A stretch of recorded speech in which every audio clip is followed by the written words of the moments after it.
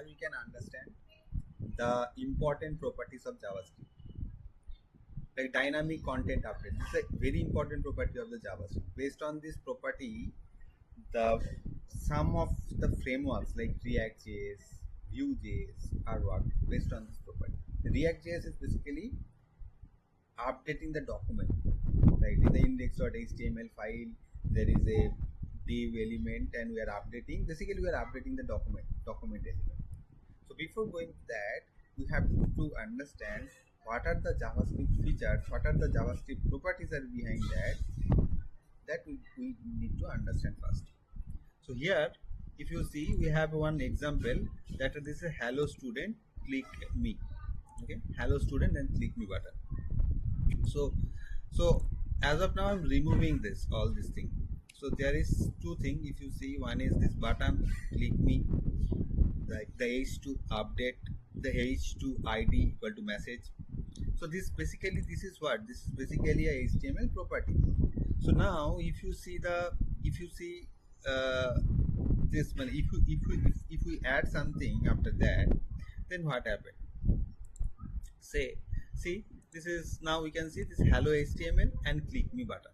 So if we click anything, so nothing is there, right? Nothing is working, nothing is happening. Okay, so how the JavaScript is implemented there? So this is very common, and this is very simple to add a JavaScript. That is, we need to add a script tag on a HTML page, and inside the script tag we can write the JavaScript properties.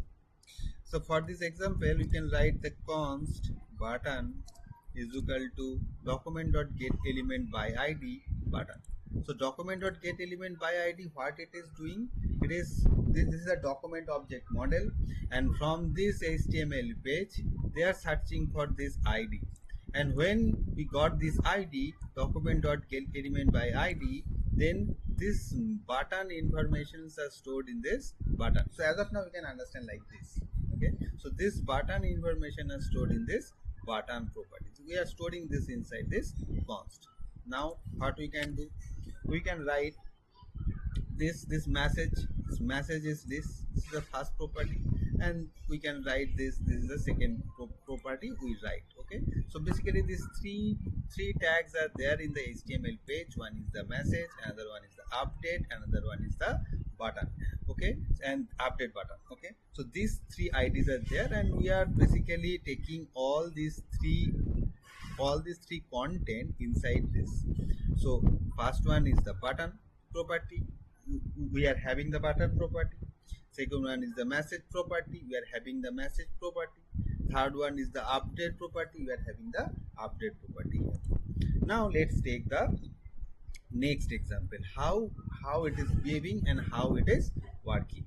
So what I can do, I can write button dot add event listener. Okay, so here I can write the button dot add event listener. That means if we click this button, so how this click is, how we can understand user click the button.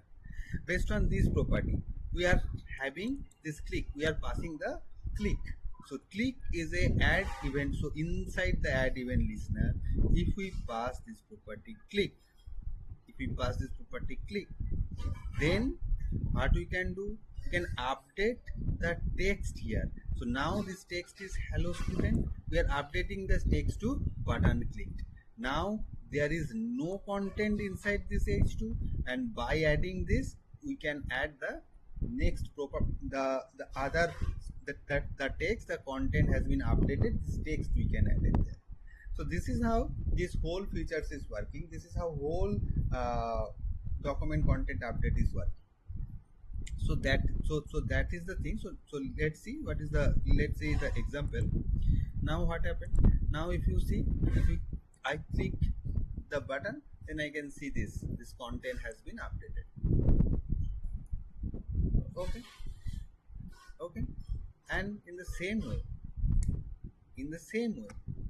we can pass the other property also, like we can pass mouse over property, and there are various properties are there that we can update.